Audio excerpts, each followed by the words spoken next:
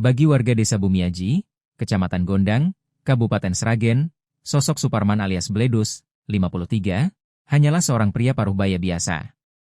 Saban hari, ia memeras keringat di hamparan sawah sebagai buruh tani dan operator thresher, mesin perontok padi, membantu para tetangga mengais rezeki dari bulir-bulir gabah. Tidak ada yang aneh, tidak ada pula yang mencurigakan dari raut wajahnya yang legam termakan matahari. Namun, di balik topeng ketenangannya sebagai orang kecil yang lugu, pria tua ini menyimpan kekejaman yang teramat di luar nalar kemanusiaan. Langkah kakinya yang biasa menyusuri pematang sawah berganti menjadi senyap kepayahan saat tim gabungan Satreskrim Polres Sragen dan Polda Jawa Tengah mengepung rumahnya. Selasa, 9 Juni 2026, malam sekitar pukul 23 waktu Indonesia Barat. Dikutip dari Tribun Solo.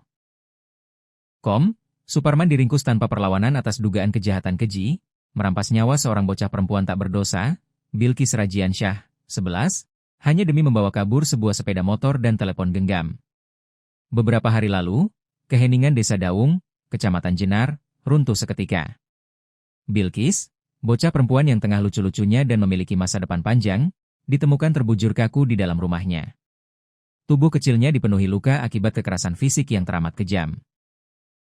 Di saat keluarga menangis histeris memeluk jasad Bilqis yang mulai mendingin, disadari bahwa satu unit sepeda motor Honda Vario dan sebuah HP milik keluarga telah lenyap. Harta benda yang nilainya tak seberapa itu ternyata menjadi alasan dibalik hilangnya nyawa malaikat kecil tersebut. Masyarakat Sragen terpukul dan mengutuk keras kejadian ini. Polisi pun bergerak cepat menyisir petunjuk, hingga akhirnya mengarah pada sosok paruhbaya yang biasa dipanggil Bledus tersebut. Alhamdulillah, Satreskrim Polres Sragen bekerja sama dengan Polda Jateng berhasil mengamankan pelaku kejahatan pencurian dengan kekerasan ini.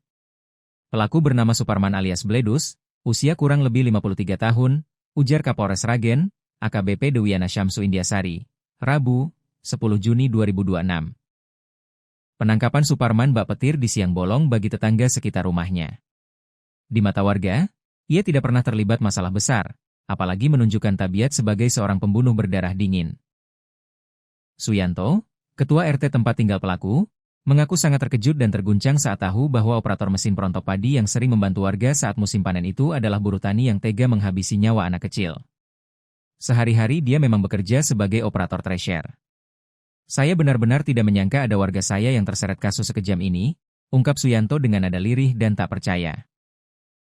Kini, Suparman, Bledus, harus menanggalkan baju buruh taninya dan menggantinya dengan rompi tahanan berwarna oranye.